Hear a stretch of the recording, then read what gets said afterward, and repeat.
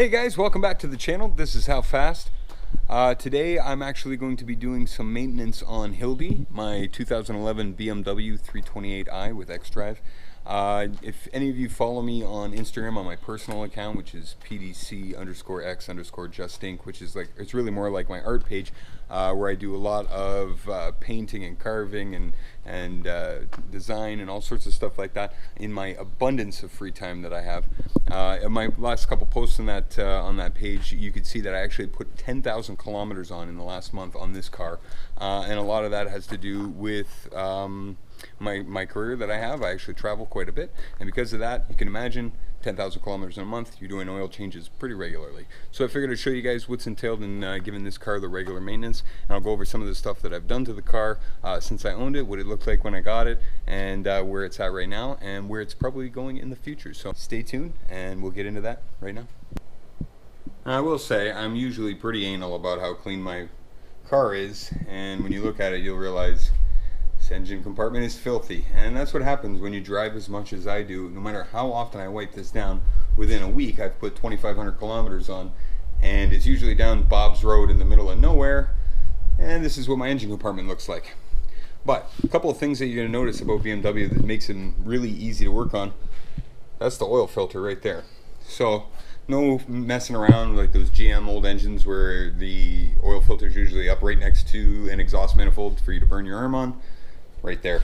So what I'm going to do is jack the car up, get the pan under it, drain it out, and then while we're doing that, we will clean up this filthy engine compartment.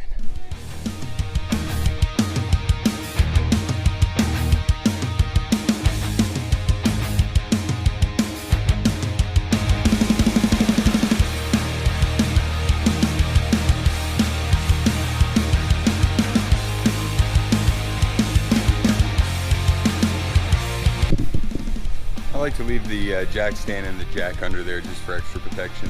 And I should also mention that it's about 90 degrees hotter than the surface of the sun out right now, so bear with me. So you can see right here is the bolt.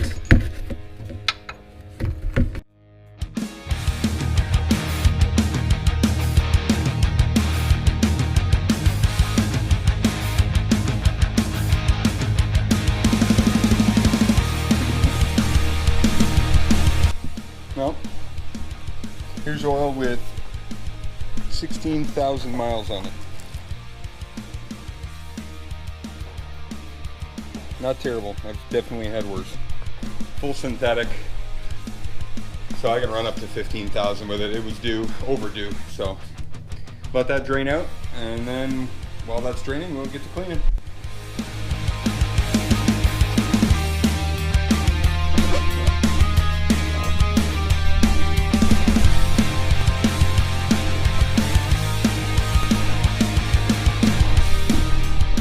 Okay, that's mildly better, but still quite a bit of work to do here. I might even pull up the power washer and hit this thing. There's some spots on here that are just really dirty, and probably better to just hit with some high pressure water.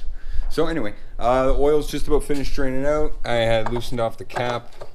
That's ready to go. So I think we're at a point now where we're going to pull the filter off here. Now the trick is with these BMWs, of course, there's a special tool you need.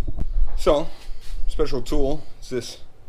I think there's 16 or 17 flutes on it, and fits right over top your oil filter. Cheap on eBay, not expensive, not hard to find, but definitely something you want to have to get this job done. So I'm going to put the camera down now so I don't mess this thing up, and I'm going to loosen this thing off.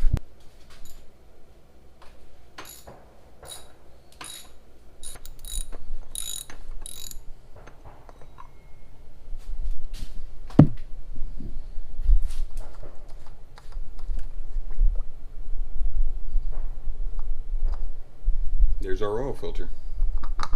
Now they recommend replacing these gaskets, but I'll be honest, I'm changing my oil every like 4 to 6 weeks, so those are still brand new. That is a dirty filter though. Yep.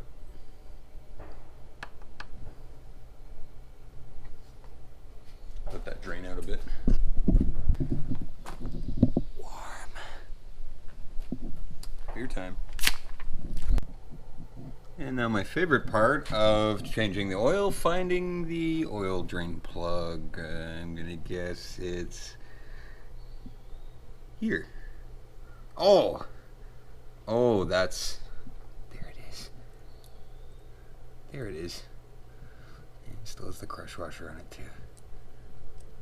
Okay, time to get this thing back in.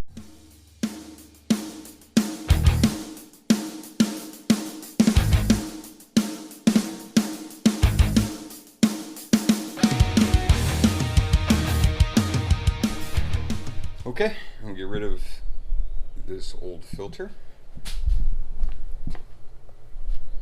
There. And go get our new oil. Okay, first things first, put the filter in. This filter is the same top and bottom, so it doesn't really matter which way you put it in. So this is a Quaker State one. I usually get Fram, and I typically get Mobile 1, and I run a 0W40 in this. It really keeps the top end noise of the engine down, like reduced noticeably. But I ended up getting this Castrol Syntec Edge today only because it was on sale. The Mobile is 56 bucks for 5 liters, and it goes on sale from time to time, but this one was 30 bucks for the 5 liters, and I also needed a couple extra quarts, so I got those. All in all, the whole oil change and everything was less than 80 bucks. Which, if you take it to a dealership, is 120 plus, and if you take it to a mechanic, it's over 90. So there's some savings here. Though it's not much, the time that I have to take off work to go get it done by somebody is not worth it. So I just do it all myself. All the suspension, the brakes, the oil changes, the regular maintenance things, you might as well just do them yourself. It doesn't take long, and if you appreciate your car, you don't mind doing it. So I'm gonna get putting this oil in, and you guys can watch me do that.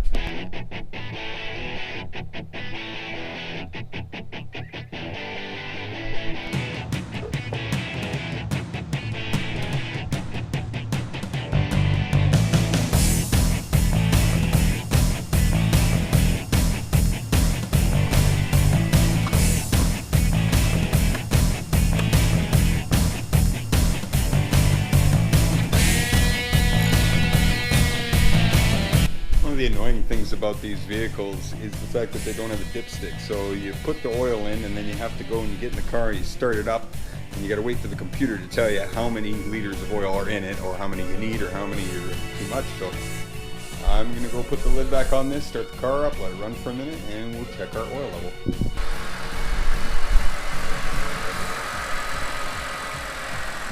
You can tell by listening to it that it needs oil.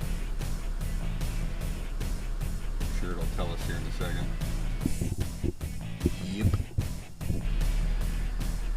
Hey, there it is, max. So now all we gotta do is reset this so that it knows that I've changed the oil, and we'll be done.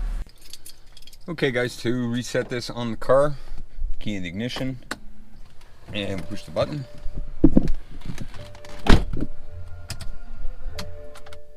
And we wait till all of these lights disappear.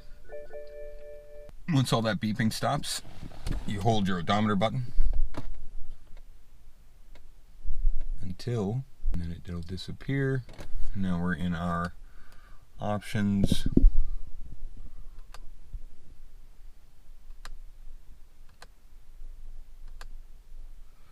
Push and hold the BC button one time, push and hold it again. See the little clock.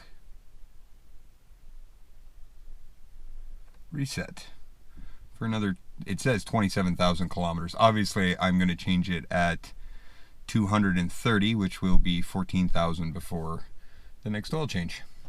That's it guys, that's how you change the oil in this car. Simple, I guess. Jace, turn the water on!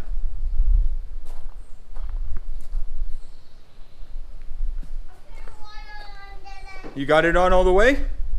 Good man. Okay, let's power wash this engine compartment.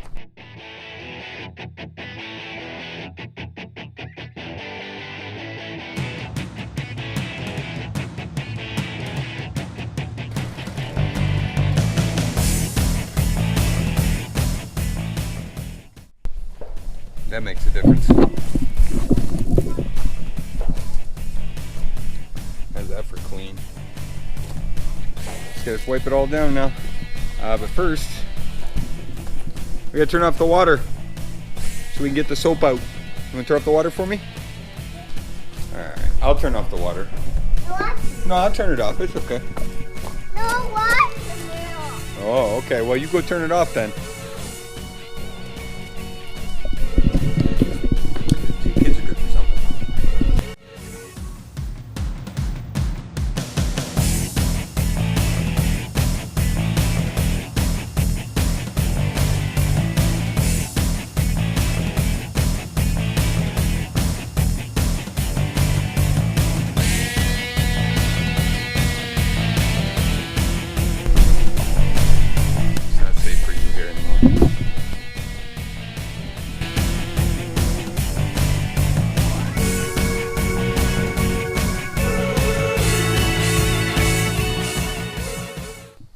So guys, I said I would tell you a bit about the car and about what I've done to it since I've owned it. When I bought the car, it looked a little something like this.